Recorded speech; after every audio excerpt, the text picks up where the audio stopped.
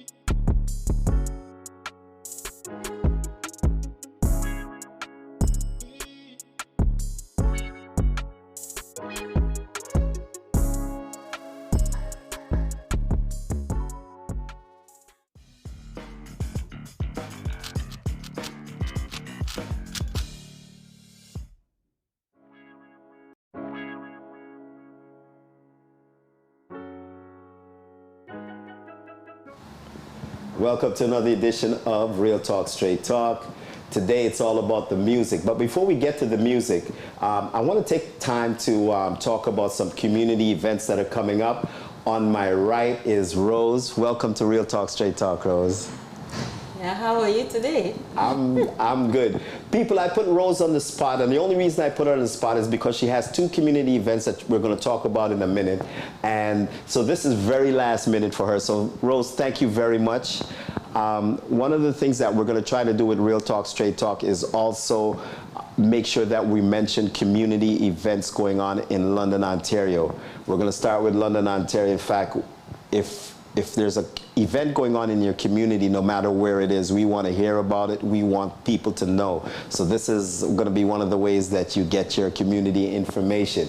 But before I do that, I got to say a very special shout out to, of course, our sponsors. I'm going to start with the Wien Community Center. Then I'm going to go over to the Rhythm Movements Community Association out of Ottawa. I know they're out of town. They've got the Rhythm Flow Festival coming up on August 5th and 6th. So big shouts to the Rhythm Movements Community Association.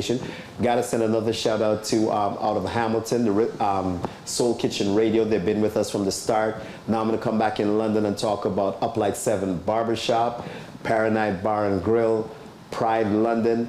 RBC, of course, has always been with us. Big out to Natalie and her people over at RBC. Of course, we're shooting here today at the Fix Hair Salon. So big shouts to Angel. Today she's actually on the Instagram feed, IG feed, and she's doing cameras, right? So Angel is multitasking, multi-purpose Angel today. Once again, like I said, very much love and thanks to our sponsors. Now, like I said, two community events, right? So I'm going to turn it over to you, and I'll let you let us know what's going on and what you're doing in the community for the rest of the summer, right? Okay, just for this period. Just for this period, okay. What are you doing? So right now we are having these London City neighborhood events going on, which is they have a variety of programs. It's a city neighborhood, the way they communicate with the neighbors of the city, City of London. So they chose a lot of programs, a lot of projects.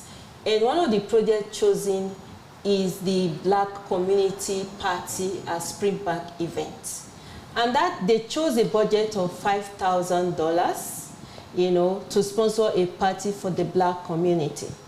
But it's only if we, the Black community, and everybody can come out and vote for that project. That is the only way they can release that money. So if you want to vote for that project, you need to go to the City of London, get involved. And then when you click on get involved, and then you will see the Black Community Party. When you see the Black Community Party, it's number 11953, and then you click on it. It's on Southwest region, because the City of London is divided into different regions. You have the North, you have the Southeast, you have the Southwest. The Black Community Party in Springbank Park, that one is Southwest. So if you are going to vote, you have to vote Southwest, and the voting is already ongoing. You have to go to get involved in City of London. And then you can put all your profile, your information there. But the major one will come up on Saturday, where you can go to the library to vote live, or you can even phone and call out to, I will give you the phone number before this program runs out. Okay, thank you. Yeah. Once again, people, please go to the city's website and vote. Remember, you're voting in the Southwest region, and it is for the Black Community Party to be held at Springbank Park.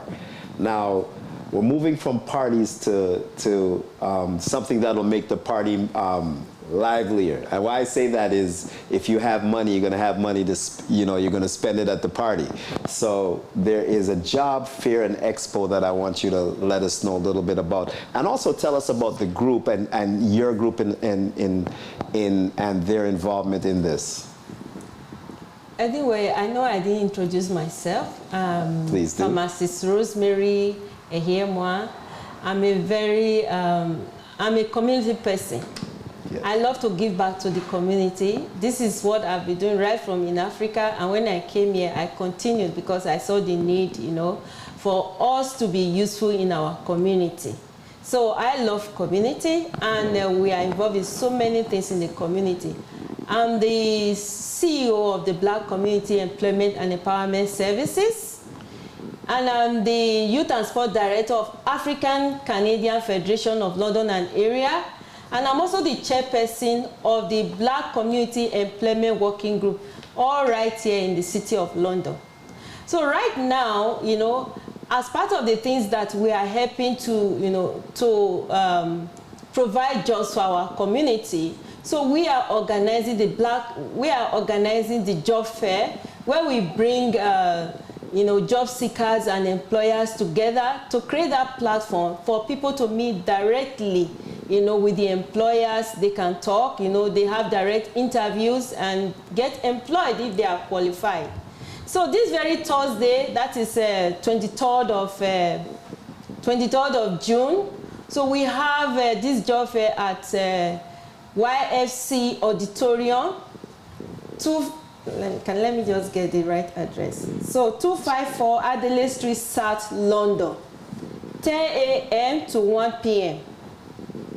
YFC Auditorium. So there's going to be a job fair there, and we have some hiring people there. We have the CCLF, we have the Liberty Staffing Solution, we have the Employment Solution Agency, we have the Homestead Healthcare, and then we have the Fixed Salon, we have the Amazing African Bread, we have the Canadian Armed Forces recruiting team, and then even we have the Black Community Employment and Empowerment Services. We are all going to be there.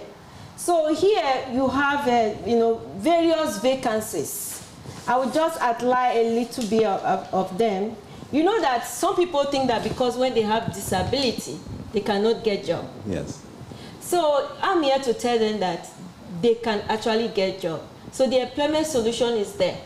So they can come and meet directly with the employment solution and tell them the different options that they have, and that they can, ways they can find job even with their disabilities. Okay.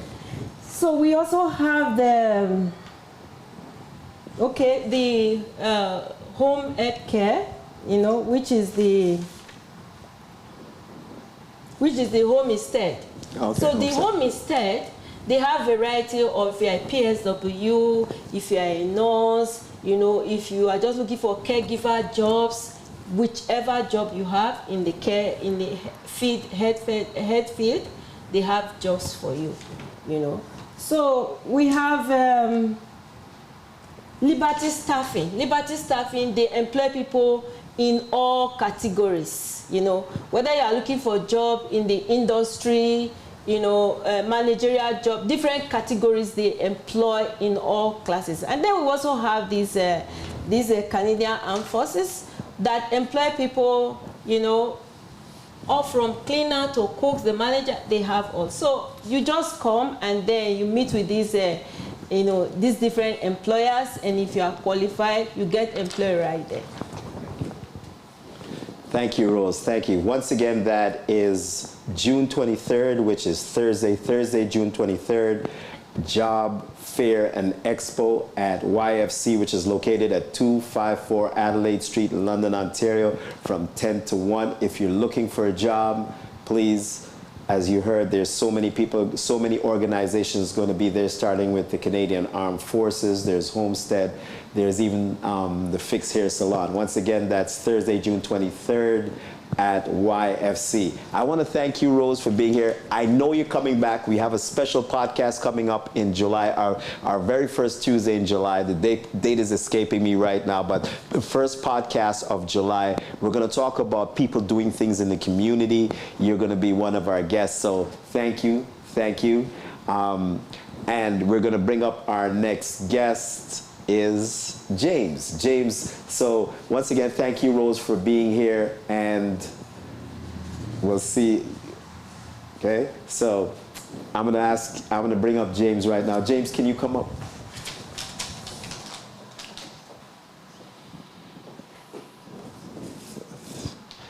Thank you.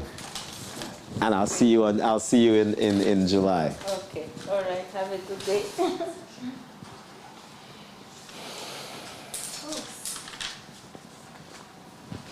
James. Yeah, get your you know what, put the camera on me and let me bring James out for, yes. All right. Once again, I want to thank Rose for being a part of the podcast. We are doing our community aspect of the podcast, which we'll try to do at the start of each and every podcast. Today, our very special guest is James O'Rourke. I'm gonna bring him in a second. We also have Asante that's unfortunately cannot be in the studio with us, so he's gonna be coming through a phone call. And then I believe Cobes, I'm hoping Cobes, he's supposed to be here, so I'm hoping that he still comes through. But you know what, let me bring on James. Let me get my camera crew to bring on James. Yeah, there you go, James. All right. People, James O'Rourke. James O'Rourke is synonymous with urban music in London, Ontario. If you've been to the London Music Awards or know anything about the London Music Awards, he's been instrumental in trying to get our artists, and I say urban artists, I'm gonna go even further and say our black artists, he's trying to get them properly represented on that scale. He's done a lot in hip hop. I've known James for about 15 years. He's always been grinding. He's a manager as well. So welcome to Real Talk Straight Talk. Thank you. I want you to elaborate, on some of the things I just said. First of all, I want you to elaborate on what you're doing with the London Music Awards. Well, first off, most of the audience in London knows me as Jamin. So, because it's ironic, because when you hear the name James O'Rourke, oh yeah, my bad. It's the face and yes, go, that's Jamin. Yes, I walk down the street and people say, I know that guy, but yeah, it's actually Forest City London Music Awards week. So it's Music Week this week, and Friday or Saturday. They kicked it off Saturday night with their opening night, their kickoff. Yeah. And so we did our own, called Summer Solstice, with the London Arts Council. They were down in Dundas and Richmond, we were down in Dundas Clearance. We had DJ Josie, DJ Donnie C, Jag Hooligan, Solo YT, Ellie Kite came back from Bascom. And I'm going to hold you up right there because, people, for those of you all that don't know, if you're not from London, Rose, talk about Solo YT, right? Solo YT was our co-headliner, one of our co-headliners on that. And then King Croc was the headliner, and then I hosted it. Solo, and that just happens to be Solo's mom's. Oh, wow. That's the beautiful thing about having her come and talk about the community events, is that I know we're going to talk about music. I know Solo's name is going to come up in there, and yes, that is Solo's mom. I know you didn't know that, but yes. And then Sunday is the actual music awards, Sunday night, 7 p.m. at the music hall. And the black artists really have had an impact, especially this year, with what has been accomplished. And they revamped the two teams for Best DJ, for example, and the Best Hip Hop, because it's always been controversial over the last 14 to 15 years. So a new team was created for those two areas. And the Best Hip Hop Artists of the Year is Solo YT and King Croc. And Typo. Okay. So we have black representation there. And DJs is Sheree and Jose are up. I'm going to go back to the DJ aspect of it, where a few years back it was so hard for the black DJs to get the recognition because, first of all, I remember when the awards, the original days of the awards, when you had to vote on it through Scene magazine. That was the different awards. That was the London Music Awards, right. Scene magazine. That one stopped 5 years ago. Yeah, and this came in, but one of the reasons it never... 20th anniversary. Right, it never made it was because the genres that were represented for the black artists and for the black DJs, they weren't reading Scene magazine. No. So therefore just by that alone, it was a big set of exclusion, right? And which brought you into the picture in a bit. And I want to, I want you to continue telling us about that kind of. The London Music Awards, you hit it right on point. They didn't really do much for any of our DJs. Yeah. It was more for like old school rock and roll type DJs, like when they on vinyl and everything. But then it was for what I'm doing is what the Jack Richardson Music Awards, but it got rebranded to the Forest City London Music Awards, and you might every year or so you would get the legends like DJ. Your era. What's his Oh, you're gonna call my Ruckus. era? Ruckus. Ruckus, yes. Big shouts to DJ Ruckus. Won it a couple times, and Yes. the Prestige have been nominated once or twice. Yes. But none of our urban DJs really Made it. made it. And then we had our young Zara Yeah. won it before COVID hit. And Josie had been nominated a couple times before, but Zara had won it, and Zara was the first lady DJ to have won Best DJ at an FCLMA award. But this year, the DJ system, how it was a new team was brought in for this, team of 6. And it was some industry people and everything, and it was just things they looked at, like their club mixes. What events have they done? What clubs did they spin at? What's the social media like? How active are they with the community?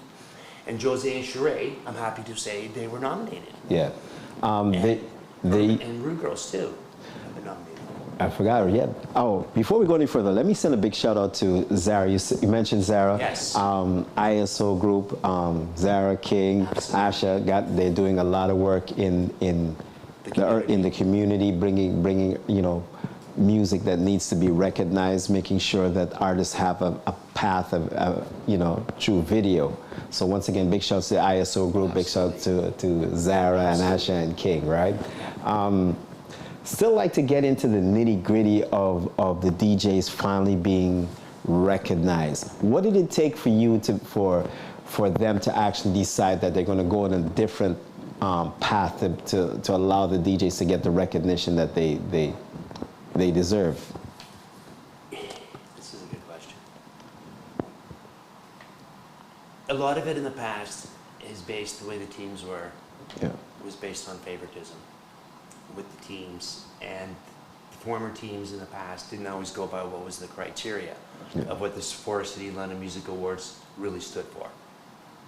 And not naming names, it's not my style, but it wasn't right. There was DJs that have been nominated in the past that didn't even live in London. I hear you. That's been one of the... And that was the same with the hip hop category as well. Yes. So the two of them, a member of the board of directors of the FCLMA had reached out to somebody and said, would you be interested in heading up these categories? And that individual said, we will, but on our terms. We go by the book. We go by the FCLMA criteria.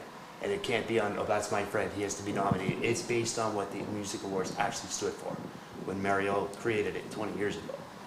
Now, the nominees were announced. It was done by the book, it was done by the criteria. It wasn't based on how that's my friend, or you know what I mean? Yeah, yeah. It was based on the work that was put in. And Jose and Sheree did more than that work. Jose and Sheree did community involvement. They supported not just urban scene, they did a lot of charity events, they did a lot of community events. Jose was doing projects with Western, shout out DJ Jose and Sheree. And they met the criteria. Yeah. And it was, and this year with the DJ category, the other 4, they put in the work too. Yeah. And the Rue Girls, Serena, and I think it's Zara, the Rue Girls, Yeah, they're out there they've, too. they've been out there as well. They're out there too. They're very active with community spirit as well, bringing the urban community closer together and supporting London as an entire music scene. So And the good thing is hearing you talk about the community involvement of the DJs, right? That wasn't always the case. I think we got a phone call. Can you put it up on? Did you bring it in on? I think that should be Asante, right? So we're gonna say hi to Asante. Real talk, straight talk. Asante, you there? Yeah, I'm here. All right, so I want you to hang on for a minute because what we were talking about is the community involvement of some of the DJs. So give us like 30 seconds, and then I'm going to introduce you properly. I just want to make sure you're there. That's been different from times before when the DJs weren't so community involved. I'm glad you mentioned Jose and Sheree because I happen to know them. They work with me. I can attest to the fact that they're in the community, right? And so now it's not just that you're a DJ playing in a club. You got to be involved in the community because the community is now, there's a certain set of people in the community, especially the younger generation, that tends to look up to our artists, that tends to look up to our DJs, right? And so with that being said, and I'm going to single Josie out for a second because not only is a DJ, he's also a professional as well because he's and when I say professional, he's an accountant, right? So he went to school, got his papers, right? And is still DJing and showing that, yeah, you know what, I can be a professional, I can be a DJ, and I'm bringing that standard into it. So yes, I should be recognized. So now I'm going to get back, since Asante is here, right? And I want to get him in. Yeah, we're going to get back to this in a minute, right? Because I'm going to talk about Sheree, a beatmaker. Oh, people, for those of you that don't know, the theme song for Real Talk, Straight Talk is a Sheree beat. So big shouts to Sheree. He has supplied us with beats and for Shereezy on the beat. Shereezy on the beat. Yeah, that's our beat for our intro, right? Asante, I want you to introduce yourself, please. My name's Asante. I'm an artist. Do a lot of various sounds. I let my sound kind of be dictated by my emotion rather than genre. Yeah. And I'm really excited to be on the show. Yeah, thank you. You know, met you through James, right? And you actually you were part of the panel that looked me over when I went up for the London Arts Council, right? So also I got to send a big shout out to Jeremy over at the London Arts Council and Corey over at London Music Office, right? They've embraced the urban scene and they're making sure that it's getting its proper representation. A few weeks ago, well, not even a few weeks ago, a little bit over a month and a half ago, we did a podcast on Music City London and what it meant for London to get the designation of a music city. Asante, I'm going to ask you, do you feel that London deserves the recognition of being a music city? Absolutely. So when I came here, I didn't really expect to kind of grow my career. So I came here first as a student rather than like as an artist. But then through the connections and the seriousness of the music industry here, because they're very accepting of very new artists and they want to grow a lot of artists. And I've learned a lot and I've grown a lot through being in London and actually having the opportunity to see so many amazing people. Because like, I remember I was in Western and there wasn't really a lot of artists performing. And I was like, okay, there was a lot of music out here.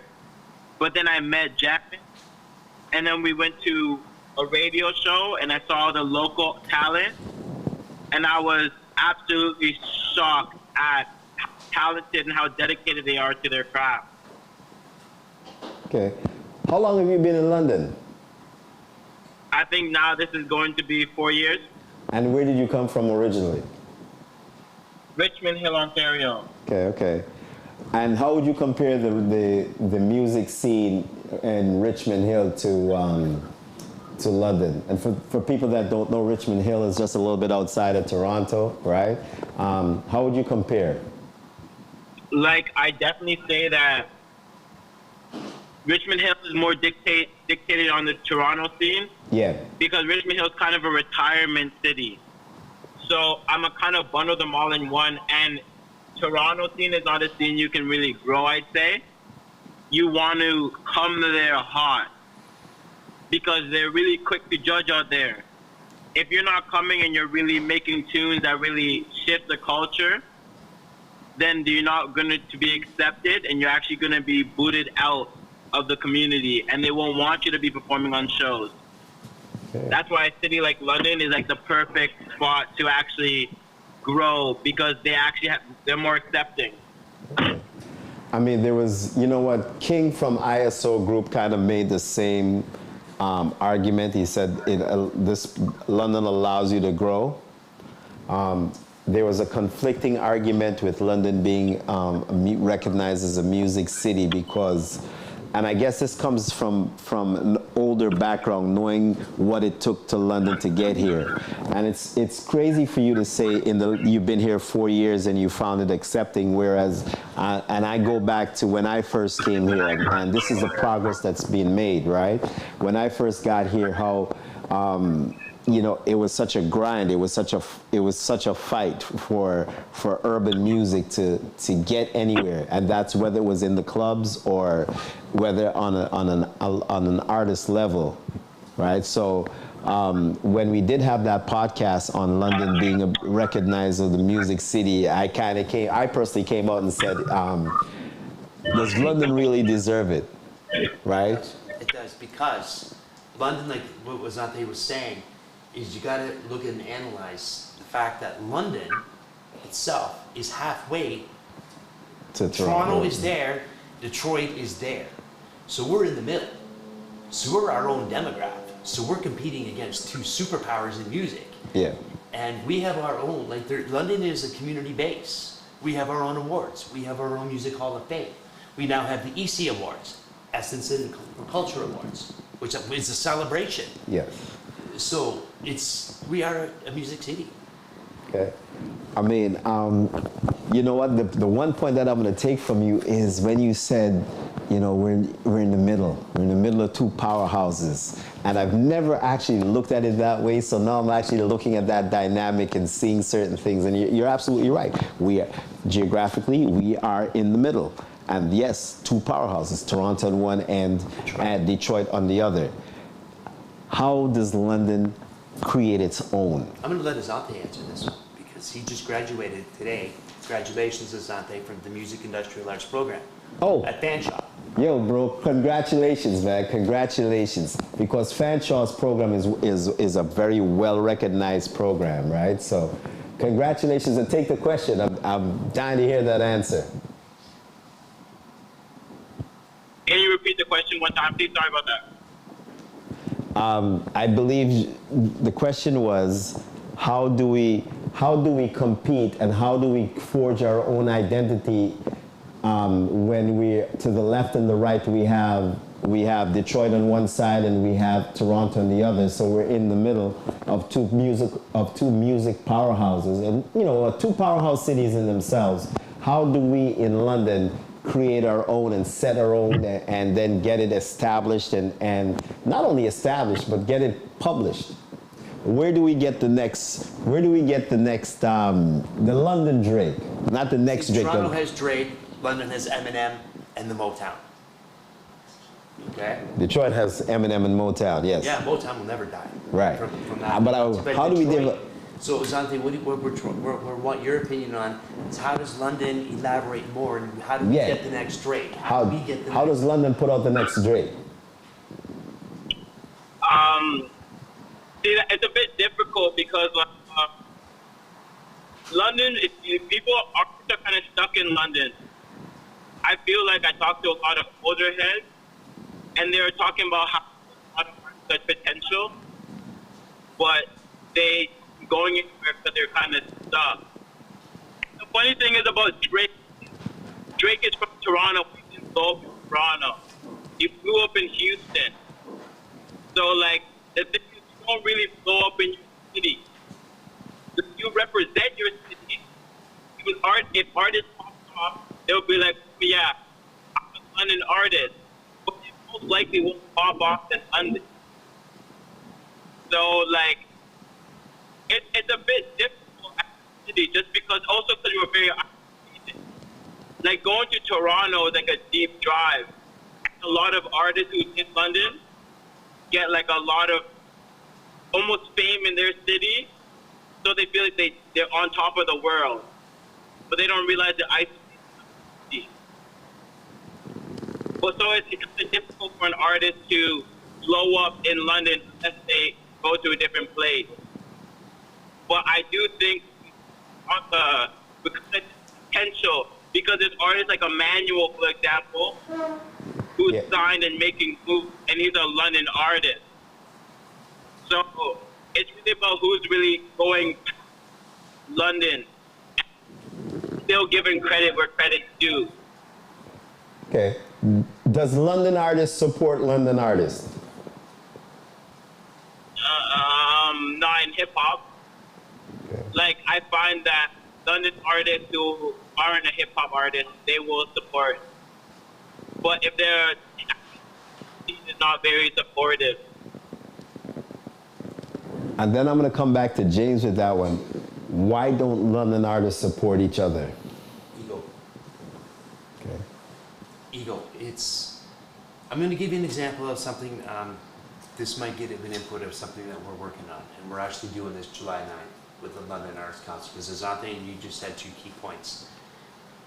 The whole scene of London music, that's why we have the awards as a celebration, but some points that were made, you don't really see the rock and roll scene support the hip hop scene. And that. But even the hip hop scene doesn't support each other. Yeah, that's where I want to go with it. There's too many cliques in London with, it doesn't matter the genre.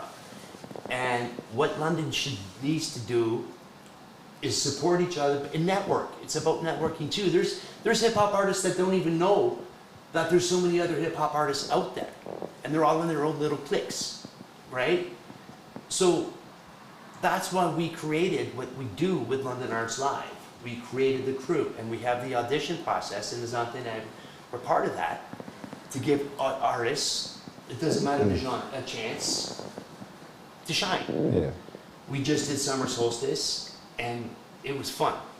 But now, we're doing something different. On July 9th, we're doing what's called the mashup. So we're using 3 hip-hop artists and 3 acoustic artists, 2 young ladies and a guy, Connor.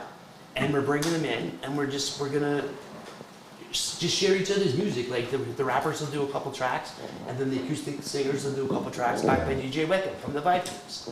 It's never been done in London, and it's something to cross. You're trying to cross, right? Yeah. Tell me a little bit about your work with the London Arts Council, right? I happen to know that the London Arts Council is trying as much as possible to encourage artists to register. They are. Right? They are. If you're an artist and you're watching this show and you don't know about the London Arts Council, please check it out online, London Arts Council. LondonArts.ca. That's right. One of the biggest things that they do is they have an enrollment process, and the enrollment process is meant for them to recognize and to understand who's out there so that they can find work for you. In fact, London Arts Council at so many times throughout the year holds events just so artists can be employed. Right? I'm not going to talk about any other city that does that, but that's happening right here in London. Now, like I said, I did an audition for London Arts Council. They said, they asked me about a few things, and I said, you know what, as an older DJ, let me contribute to it. So it wasn't so much about me I just wanted to be in a position to contribute to it. Things like we do with our podcast, and we do that with the whole EVO TV vibe, right? So I'm encouraging all artists, if you're out there and you're not presently enrolled or you haven't even looked at it, please look at the London Arts Council. And then I'm going to let James, talk a little bit more. I know a little bit about it, but I want you to elaborate more on it and let them know what we're doing, what you're doing. With London Arts Live, it doesn't matter what genre. You can be a country singer, you can be a solo acoustic singer, you can be a jazz trio, you can be a hip hop artist. It doesn't matter what your culture is. You can be Mediterranean, and if you do even dance, visual arts. They just signed 4 visual artists. One of our guys, young Joey Ohamai, for example. And Joey's out there in the community now. He's working painting and murals and stuff. We have artists like Asante, King Croft, Solo IT, just from the urban crowd. Plus there's others, right?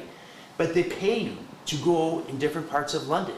Up to 2 to 3 hours, they pay you like $50 an hour to perform. You don't have to sell tickets, none of this pay-to-play stuff. They give you an opportunity to try out your new music, whether it be original or cover songs, but just to get your name out there, get exposure, network, meet new people, you have fun, and you get paid. I hear you. And you can create a new audience. What we do with the crew is we stick around with our artists, do 20-minute sets. They stay the 2 hours and they make new friends, and you can get features and Yeah, collabs yeah, yeah. and other projects with this. So it's incredible what Jeremy has done. with Yeah, London Arts Live. once again, big shouts to Jeremy. Asante, you know, you talked earlier about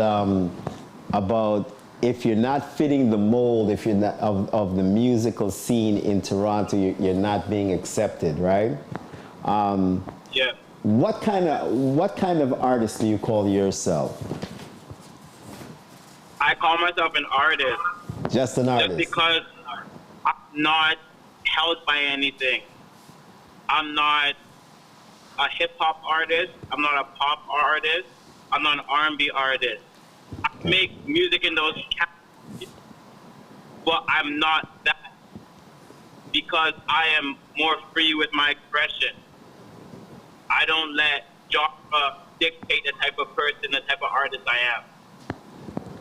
You know, and I'm gonna say that when I first thought I first thought of you as a hip hop artist, and then I heard the song before James sent it to me, right? And you sent it, and it's got that pop R&B edge to it, right? Twist of funk. With a twist of funk, right? So it, you know, so you're outside of the box, right? And so with you Yeah. being outside of the box, I think you elaborated on the fact that if because you're not fitting in that box in Toronto, so maybe London is a better place for you to grow as an artist. Yeah, well, not necessarily. It's like when I started my career, it was essential for me to be in London because London gave me that opportunity to be free and go through the growing pains as an artist because it's not easy, especially when, like, you do a lot of different sounds. Like if I'm on a hip hop, for example, like sometimes as an artist when you do a lot of various sounds, you get pressured to, when people around you are rapping, you have pressure to sing when people are singing around you. So the growing pains of accepting who you are as an artist, no matter what group. Are you comfortable? Are you at a place now where you're comfortable with the sound that you're putting out? Absolutely. I don't get flustered anymore by like other people. And like if I want to go and plan a few pop songs, I'm not gonna take them off because people are rapping. Yeah. I'm gonna embrace that being different because that's what we want to hear. Okay. Okay. You know what?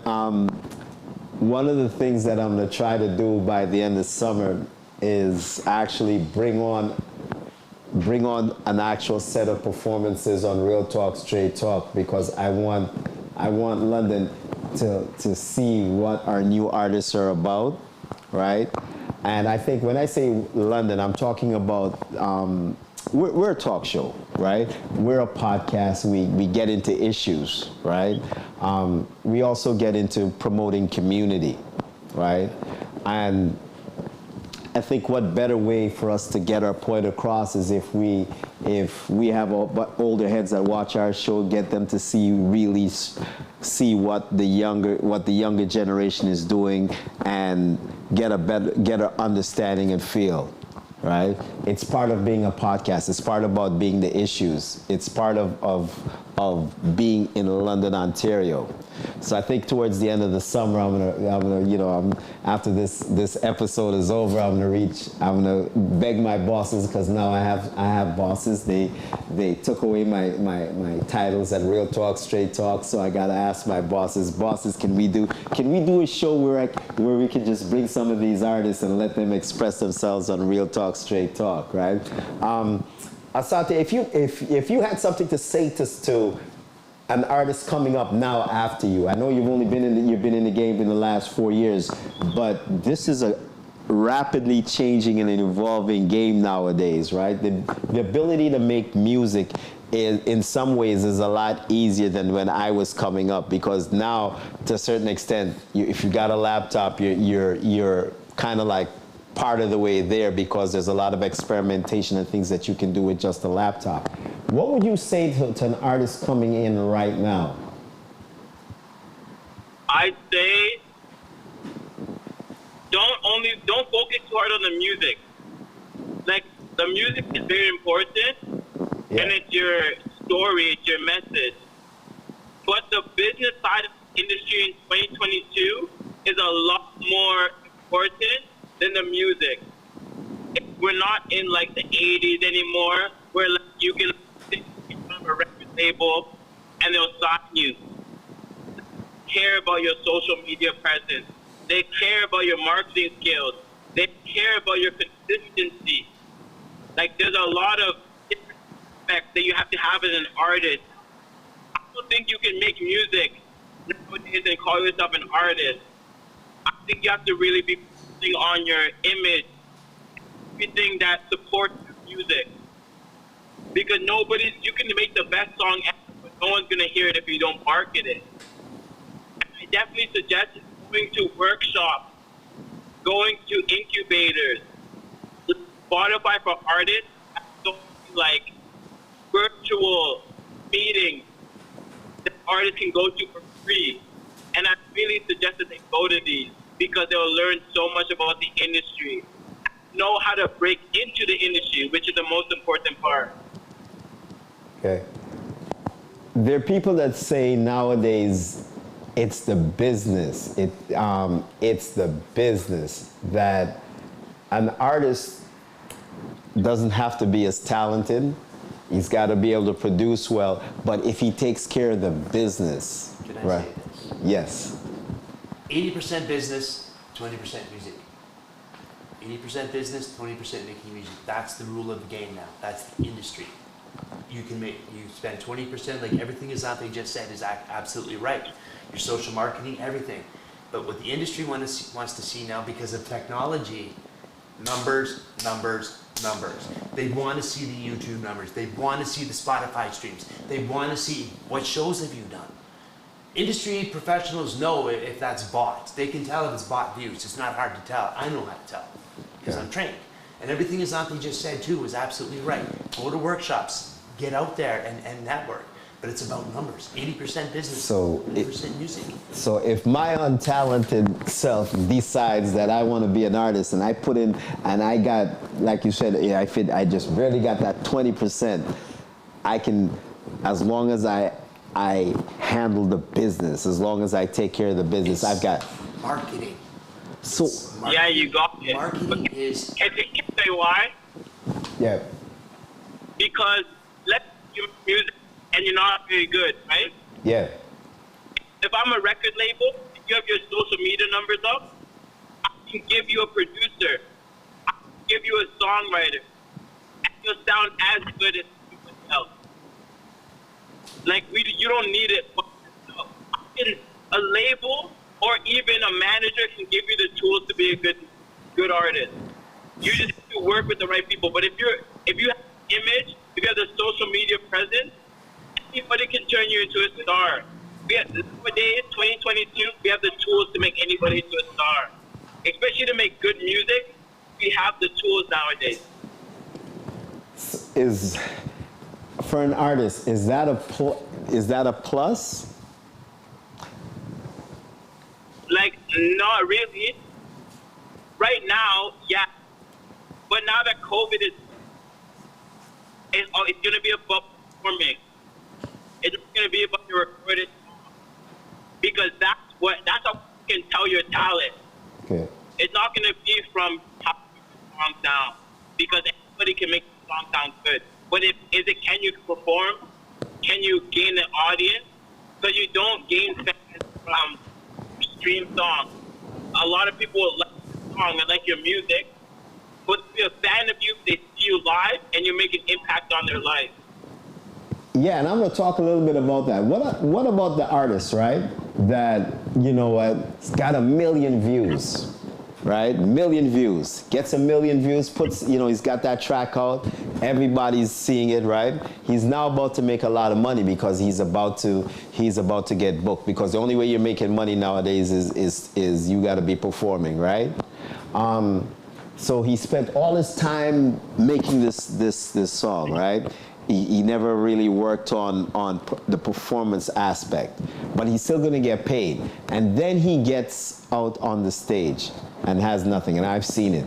I have seen it. You've seen it, right? The way the industry Yeah. is right now, because of technology and Spotify, things and streaming and all like that, where the revenue is now for an artist is shows and merch. Right. That's because streaming gets you no royalties whatsoever, at all. And with streaming sites, distribution with hard copy CDs, albums, vinyl, all that is pretty much on the decline. It's Has rare been. you even see CDs anymore from, you know, Yeah. and it's in the royalties, BMI and SoCan royalties from Spotify are starving, you know what I mean? Yeah. It's shows and merch. And so let's get this point straight. So if there's anybody out there that's thinking of being an artist, right? And to artists that are already out there, for you to get paid means that you have to not only do your numbers, but when people go to your shows, you've got to give them value because you're only as good as your last show unless you're doing such phenomenal numbers, right? Once again, unless you're doing That's such true. phenomenal numbers. And there are a lot of artists that are not doing, they're doing numbers, but it's not phenomenal numbers, right? But they haven't invested in the craft. Do you invest in your craft? Like, I definitely say, like, that's very bad. Yeah. I honestly think that, like, you can have the numbers in the social media will get you fine. That will get you into the industry. It won't get you fans. Like, the fans come from performing. And performing art, I think, died a little bit. I'll say, like,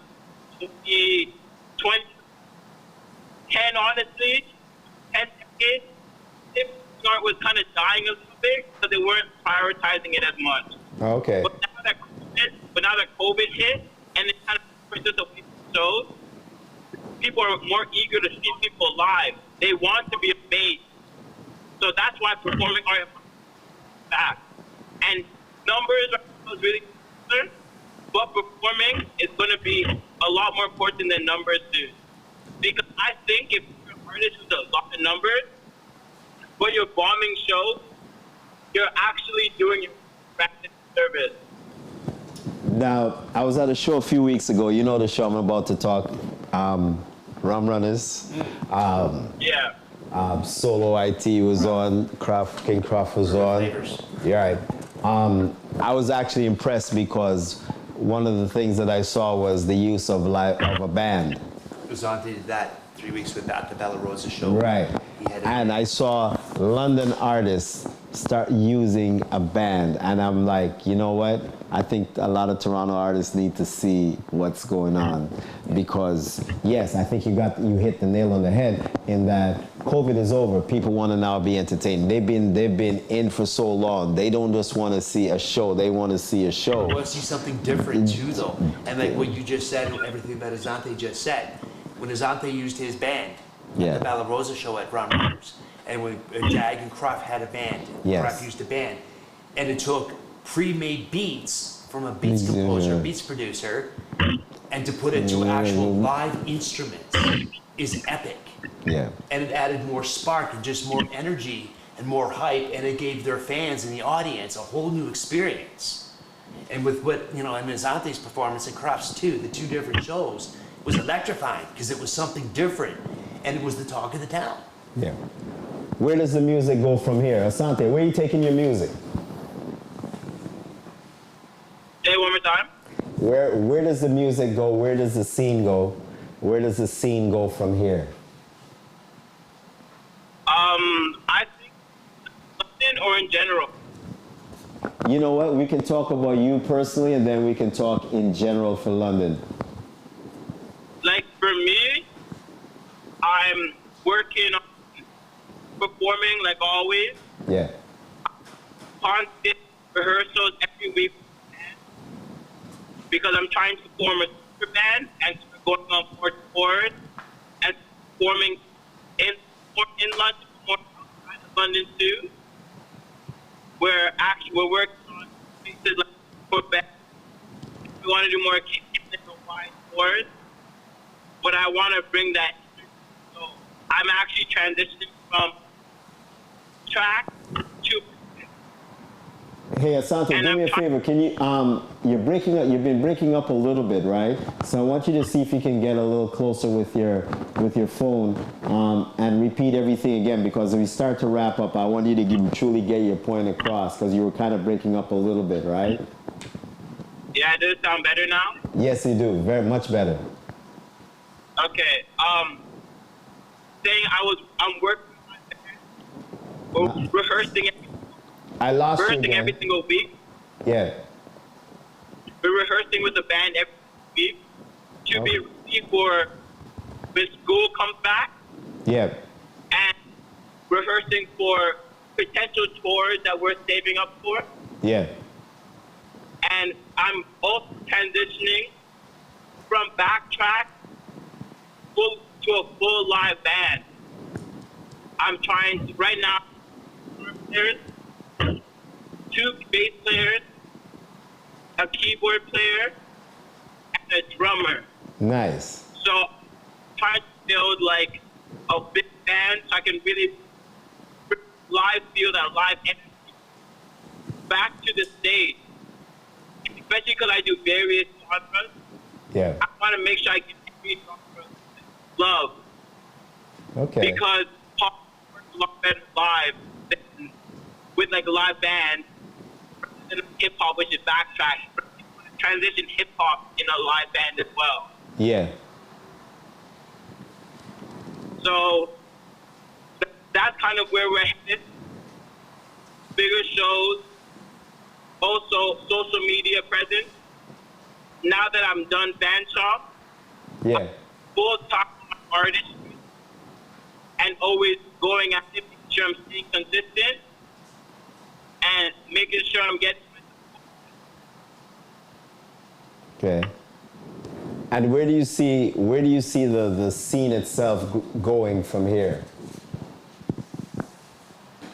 From here, I really do see myself going to the top because I'm not doing anything for turning my artistry into a business. Yeah.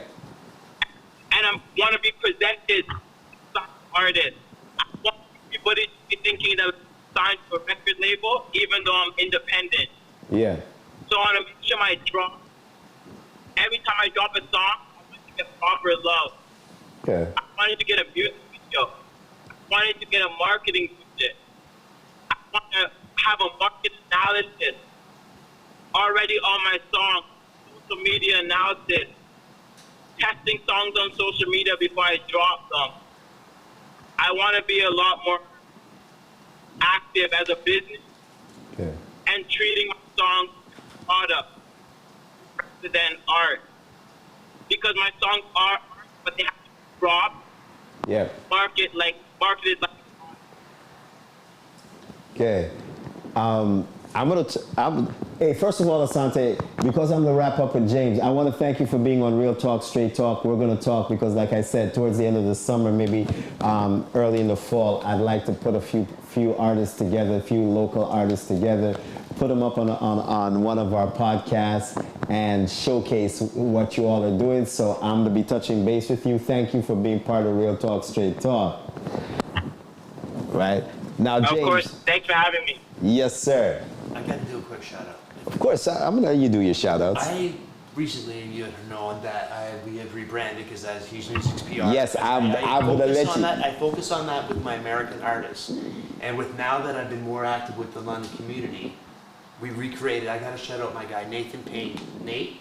Nathan and I created the network, Yes. and it's now this is how we're doing a lot more with our urban artists, our DJs, and more, and our hashtag the network. And this Nathan Payne, I got to shout him out because he was the one that encouraged me to walk away from a lot of bad things in the past, get my focus back, and just regenerate, rebuild. Same with Asante. Yeah. And Asante has been Nathan and Asante, like that's right there. But the network is out there, so I have to shout out Nathan. Okay. I want you to shout out Huge Music and give us a little breakdown on yeah. I know what you're doing out there. Huge Music. Yes. Talk to me about Huge. Huge Music. I'm the public relations for Mr. Hugo Diaz, Yeah. multi-Grammy winning producer, Yeah. younger brother of Lou Diaz, who's DJ Khaled's engineer. Yeah. But they were the Diaz brothers. They created Two Live Crew. They worked with Lloyd Banks, got a Grammy, Lauryn Hill. They made Pitbull. They're an important chapter in American music. We're gonna put it that way. And Yeah. Hugo is Huge Music, and I'm Huge Music PR. Yeah. But Huge Music is his own chapter. Yeah. But what we do with the American artists, because I got to shout our Detroit artists, Paid and Blues, as well, young R&B artists. But what we do as the network is PR, and we're also like artist development in Asante too, is being very active with this too, and he's encouraging our young artists and youth. Believe in yourself. If music is what you want to do, you do it. Because music is self-expression, and it's an international language of celebration. And London has got so much talent out there. And that's what the network does. Yeah. We have, look what we've done with Uncle Copes. And the great thing about Uncle Copes, he's young, but he's hype, and he's got that positive vibe, Yeah. that energy to him that a lot of hip hop doesn't have. It's there's different levels or music with that, right? But Copes has got like a positive feel to it, and he's bouncy, and he's hype, and he just adds more spark, Yeah. energy. Whereas Asante, he's a little everything. Asante's laid back. He's just got that cool, But like I said, that cool, he's cool. got that pow, pow, pow, Yeah, pow, I pow hear when you. he's live, especially with Yes. the band. But Huge Music PR, we do promo, we do PR, Yeah. especially for the American artists. I Yeah. used to do it here, but it's too Americanized. Yeah. So the network, we go back to our roots. I came back to my roots. Yeah. And London is where I got my start with music. I really have got the shout out on October 20th, 2009 at the embassy when I saw them. Yes.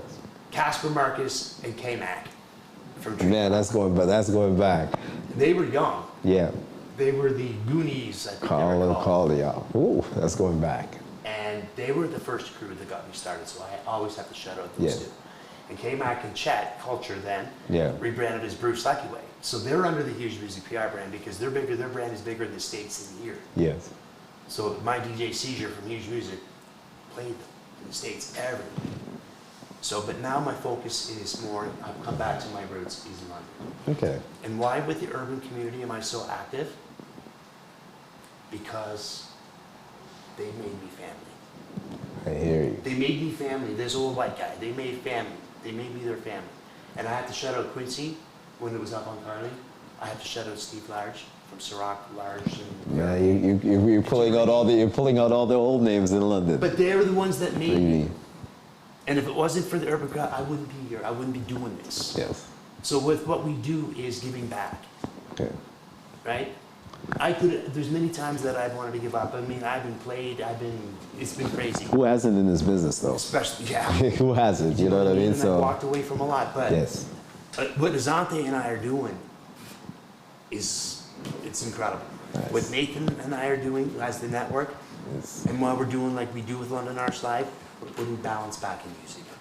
We're putting the balance back in music, and everybody's getting a fair shot with London Arts Live.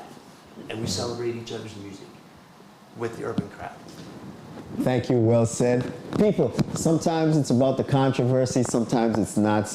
And I hope 100% of the time it's about the community, regardless of what community you live in. Yes, we're talking real talk from London, Ontario, but this is more than beyond London. This is a microcosm of what goes on across Canada, right? So to all my artists in London, Ontario, we look forward to hearing your stuff. We look forward to your work, right? To guys like James, to all my old school heads, right? You called them out. Let's call them out. I'm gonna go to give you a little roll call. I got a big shout out to all these old school heads, right? Rez and Ruckus, right? Quincy and Steve. Ever fresh, right? Still strong, right? Dave, New York City Styles. You know what I mean? So all the old heads that laid the foundation for what's going on now, I'm gonna say thank you. Even the OGs, as Don Perignon, Hey, Ken. Beef Wellington. Gotta Yes. shout out Jux. Gotta shout out You Jux. gotta show We have to up. shout You out know what? Eric. And if we're gonna go down that road, let's not forget Reezy as well too. From Reezy that, is still going. yeah, In fact, going stronger strong than he's from ever been. right. Casper Marcus, Legend. you know, The most OG, decorated artist in in London. London. Yes, Casper Marcus. He Yes. is. He's won more awards. Yes. When it was yes. the old London Music Awards and And- the JRMAs and the FCLMA, the Casper actually helped put London on the map because Yes. he's out there. Yes, he is He's out there. He is still out there.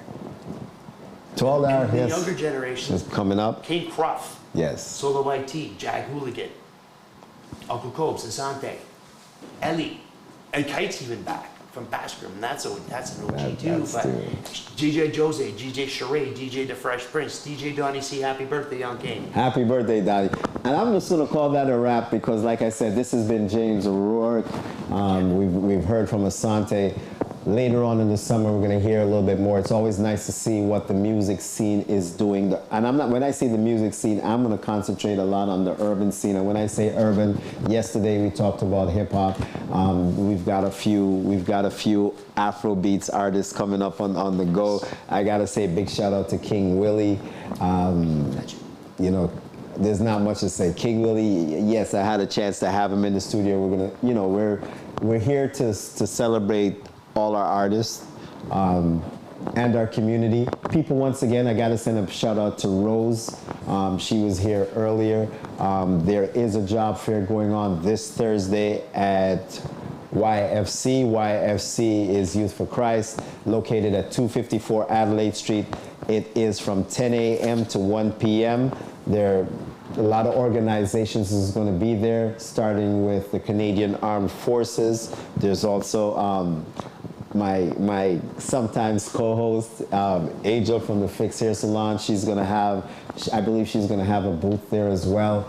A lot of people that are in the black community are going to be there, and they're specifically trying to get us out, right? So if you're looking for work, if you know somebody that's looking for work, please remember Job Fair this Thursday, June 23rd, YFC 254 Adelaide Street West. To all the other community groups that's doing things out in London, Ontario, we want you to be a part of Real Talk, Straight Talk. We want to hear from you. Every week we're going to try to talk a little bit about what somebody's doing. You don't have to be a part of us. We just want to recognize who you are. That's what we do here at Real Talk and at Evo TV. I want to thank everybody. This has been another edition of Real Talk, Straight Talk, to our sponsors, the Fix Hair Salon, where we're shooting today, Up Like 7 Barbershop, Paranite Bar and Grill, the ladies of Congress of Black Women, Congress, gotta say big shout outs, Ween Community Center, of course, RBC, Natalie at RBC, Pride. Next week's episode is on, and this is one of those episodes that, you know, that people will talk a lot about. We're coming in, this is Pride Month, right? This month is Pride Month to our LGBTQ, and I don't know if I'm forgetting any of the letters, I hope I'm not, but to that whole community, we're in that community. So we're celebrating all of us, and it includes us being diverse, it includes us being understanding that in this world, it's not for us to judge, it's just for us to embrace our people. What we want to talk about is, and what we're going to talk about is the younger generation.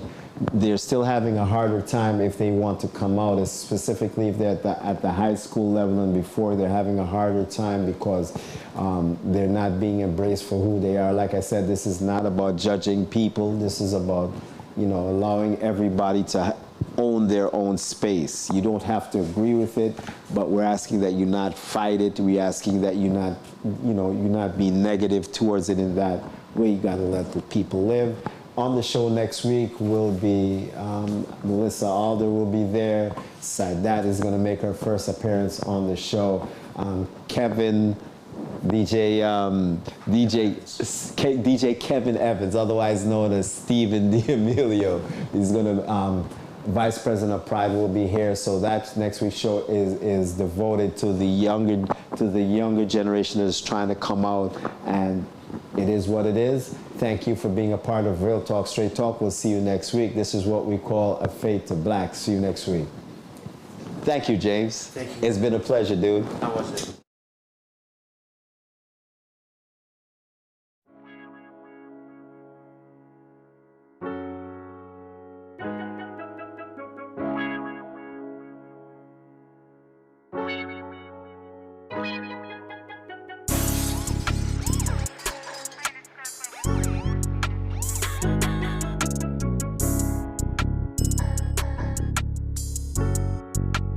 Shreeze on the beat.